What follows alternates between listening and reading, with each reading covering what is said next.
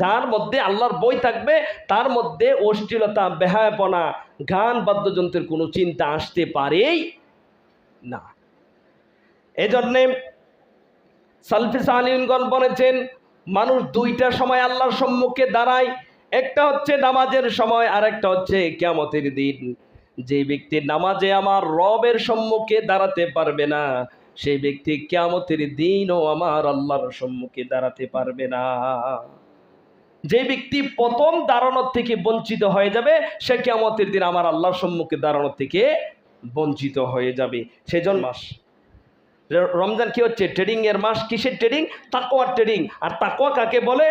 তাকওয়া হচ্ছে সমস্ত পাপ, অশ্লীলতা, বেহায়াপনার থেকে নিজেকে বাঁচিয়ে কোরআন সুন্নাহ অনুযায়ী নিজের জীবন পরিচালিত করার নাম হচ্ছে তাকওয়া। সমস্ত পাপ কাজ থেকে তাকওয়া অর্থই হচ্ছে নিজেকে রক্ষা করা, অর্থাৎ যত গুনাহ পাপাচার আছেন সব কিছু থেকে নিজেকে রক্ষা করা। আবার আমাদের মধ্যে এরকম চিন্তা আছে যে গুনাহ করতে থাকি, একদিন তো আল্লাহ মাফ করে দিবেন। আপনি জানেন না আল্লাহ রাব্বুল আলামিন যেমন দয়ালু তেমন শাস্তিদাতা। আল্লাহ রাব্বুল আলামিন কোরআনুল কারীমে যে ব্যক্তি চুরি করবে, 10 দিরহাম পর্যন্ত চুরি করবে, তার হাত কেটে দেওয়ার বিধান দিয়েছেন। সে আল্লাহ তো আবার দয়ালু। তাহলে আপনার রব যদি 10 দিরহাম চুরি করার জন্যে হাত কাটার বিধান দিতে পারে, আর আপনি সারা জীবন হাজার হাজার গুনাহ করে আপনি বসে আছেন যে তিনি আপনাকে আখিরাতে মাফ করে দিবে, এটা এটা এটা কি ভাবা যায়? যদি আল্লাহ বলে যে আমি তোকে মাফ করবো না, কিছু করতে পারবেন? কিছু করার আছে না? সুপারিশ করতে পারবেন? এই জন্যে আমাদেরকে তাকওয়ার পথ অবলম্বন করতে হবে। মানুষ মানুষ মানুষ যেই বস্তুকে বেশি ভয় পায়, ওই বস্তু থেকে মানুষ পলায়ন করে। আর মানুষ আল্লাহকে যত বেশি ভয় করে, সে তত বেশি আল্লাহর নৈকট্য অর্জন করে। বলেন ঠিক কিনা? এই জন্যে আপনি যদি কোনো বাঘ, মানুষ তো বাঘ, সিংহ, সাপ, বিচ্ছুকে ভয় পায় কি, কিন্তু কেউ কি এগুলির সাথে বন্ধুত্ব করে? কিন্তু মানুষ আল্লাহকে ভয় পেলে আল্লাহ বলছেন আল্লাযীনা আমানু ওয়া কানু ইয়াত্তাকুন, আমি তাকে আমার বন্ধু হিসাবে কবুল করে নেই। সুবহানাল্লাহ। মানুষ যদি সম্পদ পেয়ে ধনী হয়ে যায়, তাহলে তুমি আল্লাহকে পেয়ে ধনী হয়ে যাও। আর তারা যদি দুনিয়া নিয়ে আনন্দিত হয়, তুমি আল্লাহকে নিয়ে আনন্দিত হও।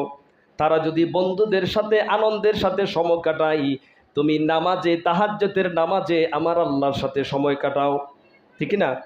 সালফে সালিহিনগণ বলেছেন, মানুষ রাজা বাদশাদের দরবারে যায় সম্মান মর্যাদা দুনিয়ার ফায়দা লাভের জন্যে, তুমিও আমার আল্লাহর দরবারে যাও, আল্লাহর সাথে পরিচিত হও, তাহলে আল্লাহর ভালোবাসা অর্জন করতে পারবে।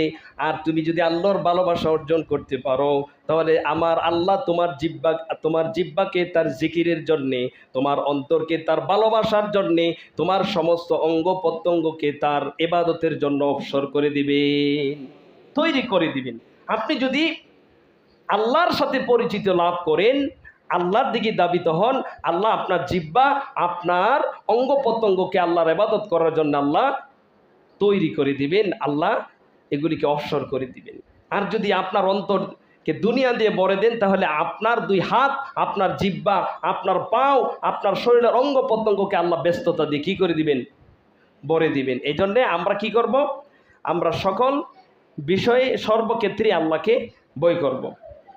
মনে রাখবেন, যেই ব্যক্তির চিন্তা ভাবনা হবে, যেই ব্যক্তির চিন্তা ভাবনা খেয়াল খুশি হবে আমার আল্লাহকে নিয়ে, আমার আল্লাহ রাব্বুল আলামিন তার সকল প্রয়োজন আল্লাহর দায়িত্ব নিয়ে নেবেন।